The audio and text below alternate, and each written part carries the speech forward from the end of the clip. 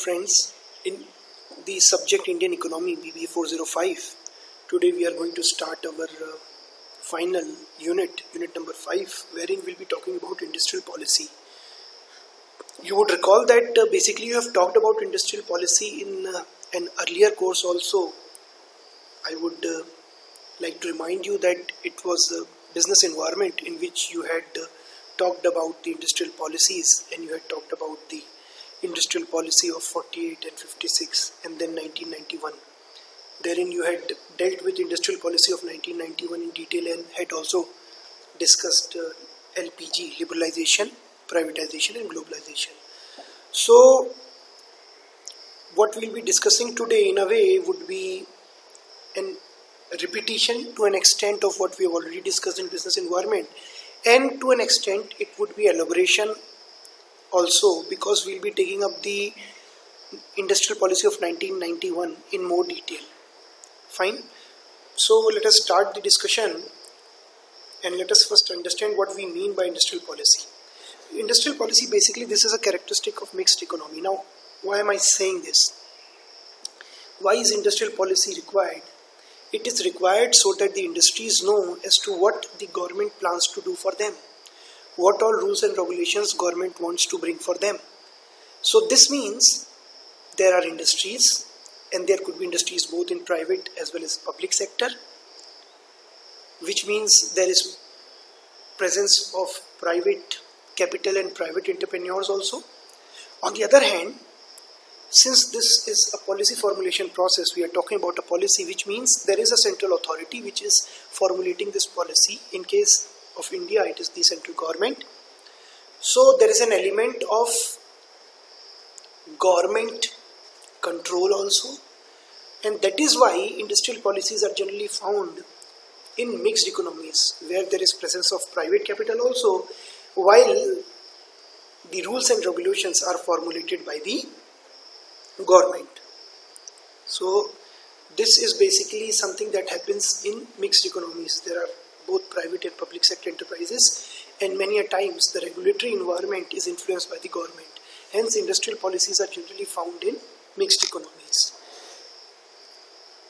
It basically outlines the industrial strategy of the country, what the country is planning to do for the industries, which all industries would be encouraged, which would not be encouraged, which all industries would be provided incentives, which all would not be allowed to enter the country, which all industries would not be allowed to be set up in private sector.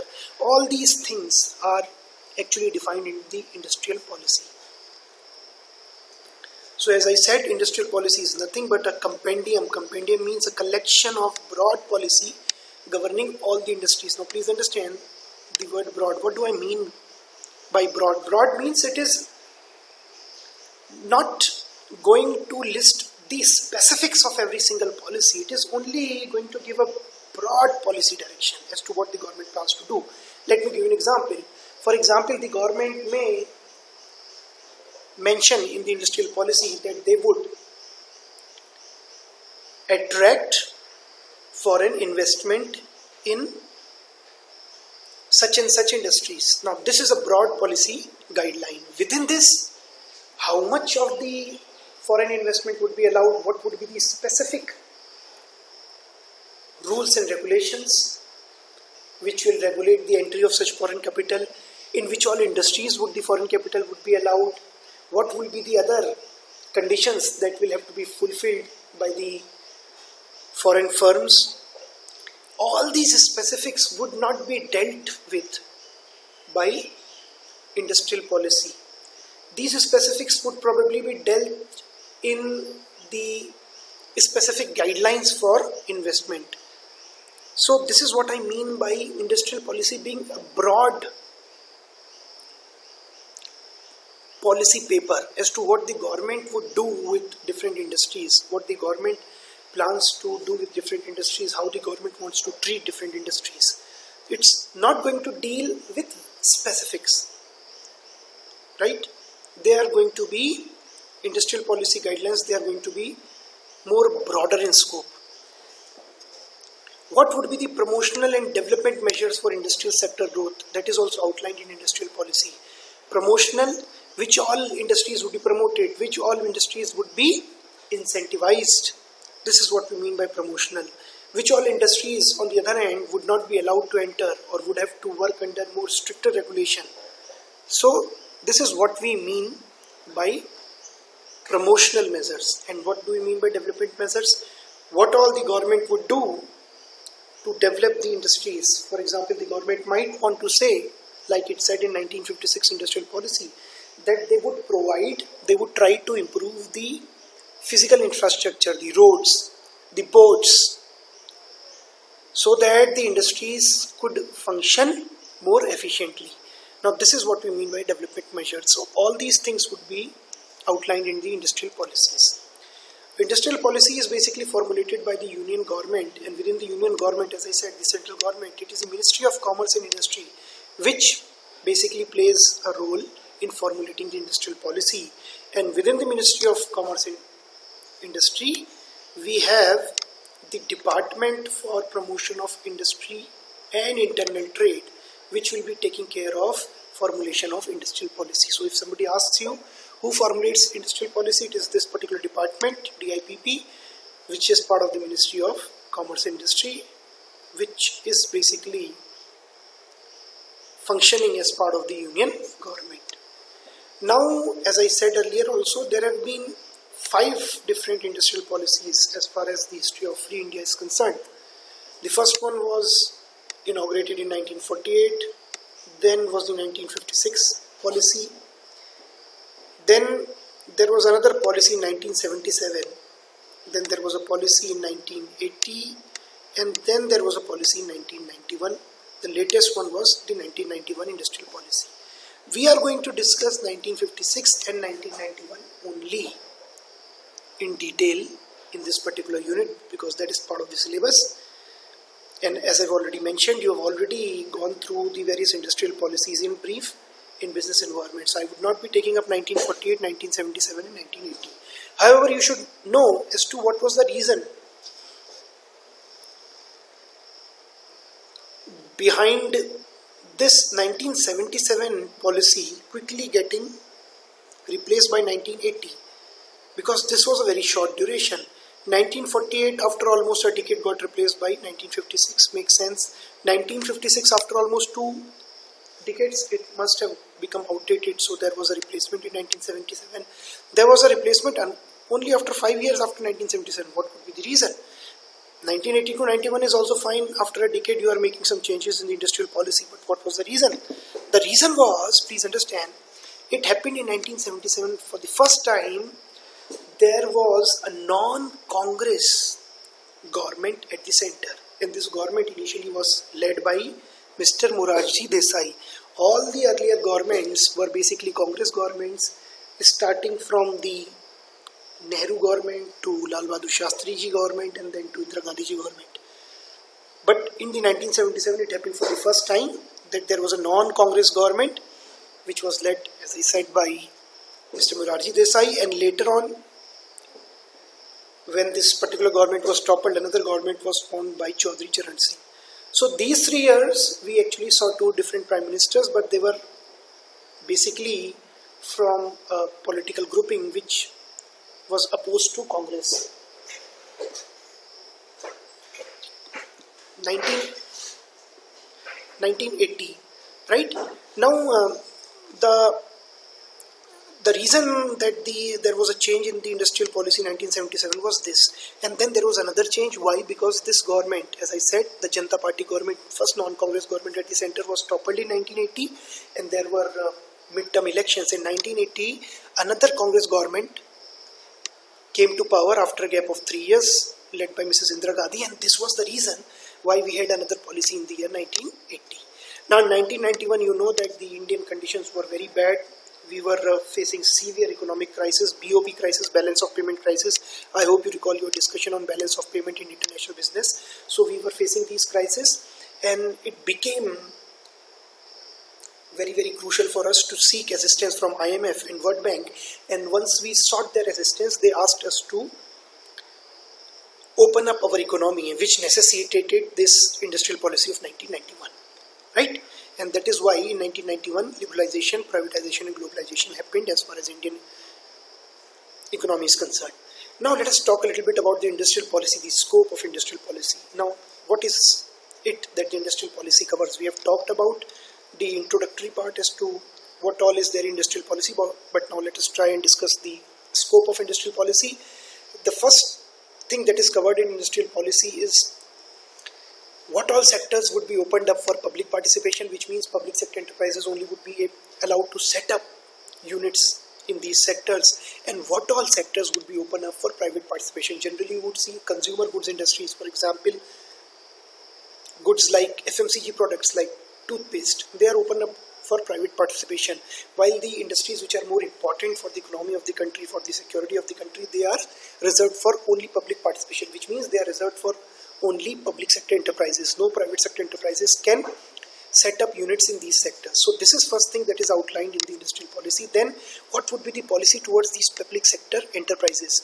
Would there be investment? Would the government further invest some more money in these public sector enterprises which are owned by the government, majority ownership by the government, or which would the government want to sell away some of its share in these public sector enterprises?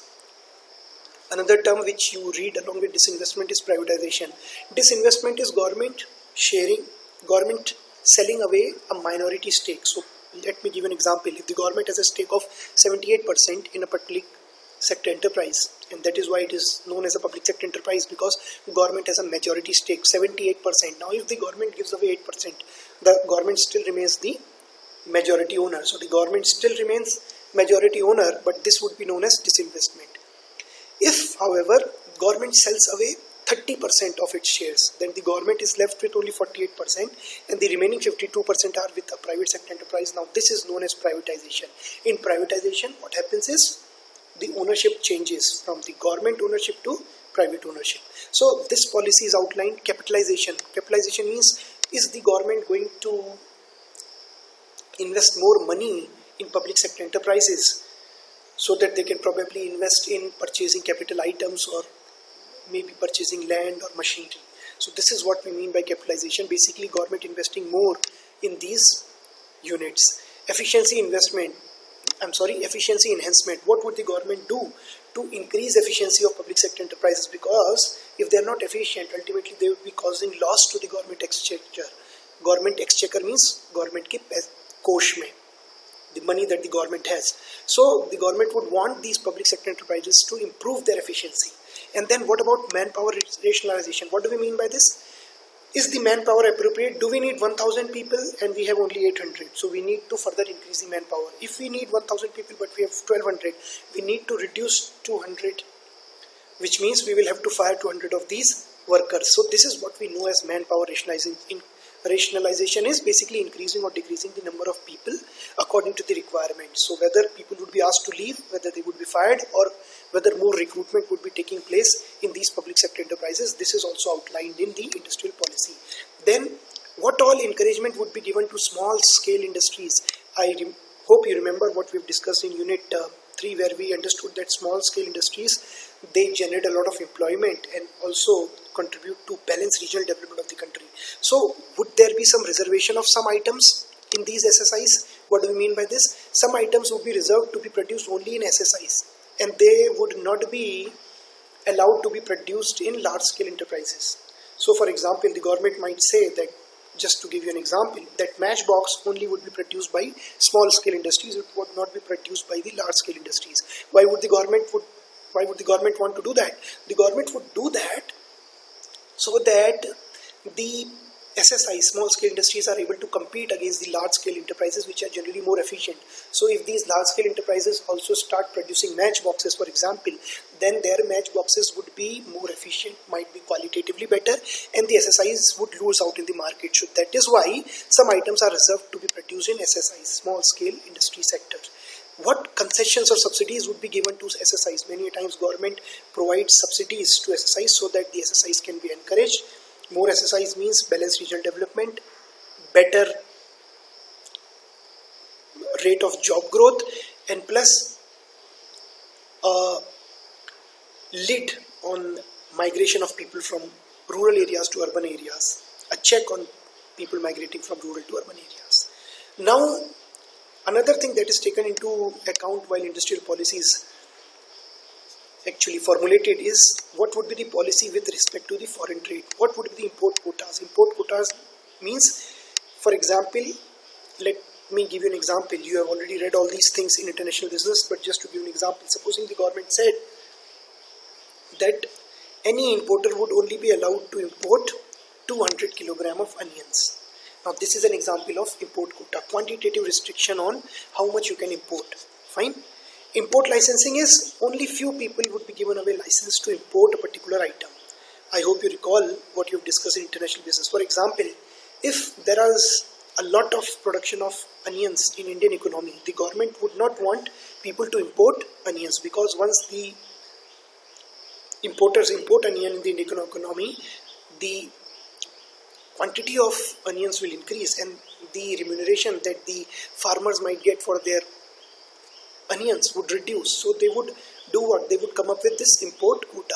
So they would not allow beyond a particular amount. They would not allow imports beyond a particular amount. So this is what happens in import quotas. Import licensing, on the other hand, is only a few people would be given away, only a few importers would be given away licenses to import onions. Only those people who have licenses would be able to import onions, the others would not be able to do that.